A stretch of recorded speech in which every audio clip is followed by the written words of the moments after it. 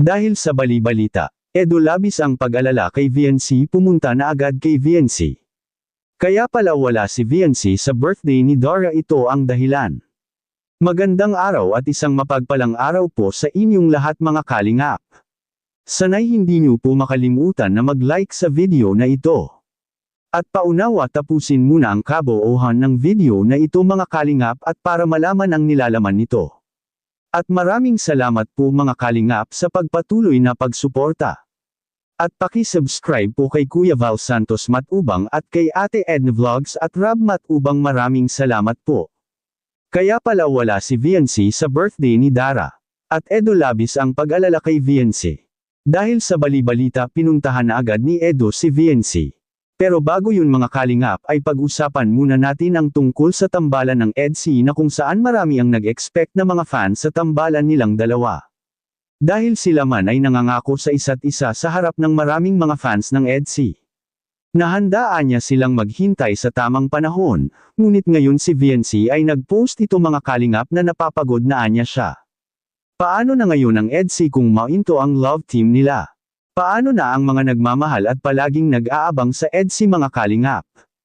At mangyayari na naman ba ang hinala ni Edo noon pa na sana sa kanyang paghihintay ay may matitiyak siya at baka iiwan rin ito bigla tulad ng kanyang mga ka-love team noon?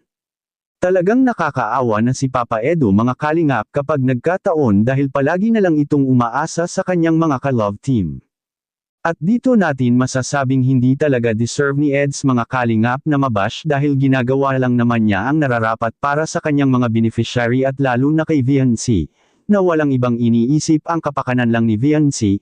Nakakalungkot lang dahil isa sa kanila ang susuko na sana naman ay hindi muli ito mangyari kay Edo na mawalan na naman siya ng ka-love team, at sa kabilang dako naman mga kalingap.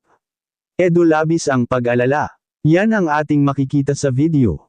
Nila early, sa boarding house nila, nga nila BNC, nila Pinay, Jeneline, dahil lang po pagpunta ko dito, emergency to, magang-maga po to, di pa ako nakapag-mission, no? Nagsabi kasi si Early sa akin kahapon na, pinapalayas na daw sila dito sa kanilang, sa kanilang tinitirhan dito. Ang problema, alam po namin na pa yata yun, hindi pa naman yata yung due, sabi kasi ni Early.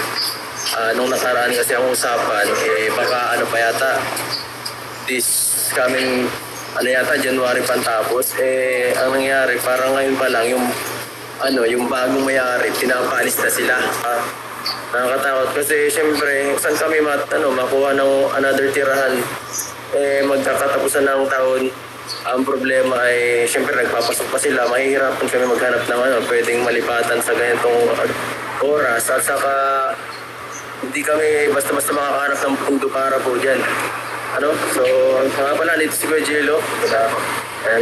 Dapat talagang puntahan agad ni Edo si VNC mga kalingap at hindi dapat ipagwalang bahala. Anong masasabi niyo po tungkol dito? Please comment and God bless you all.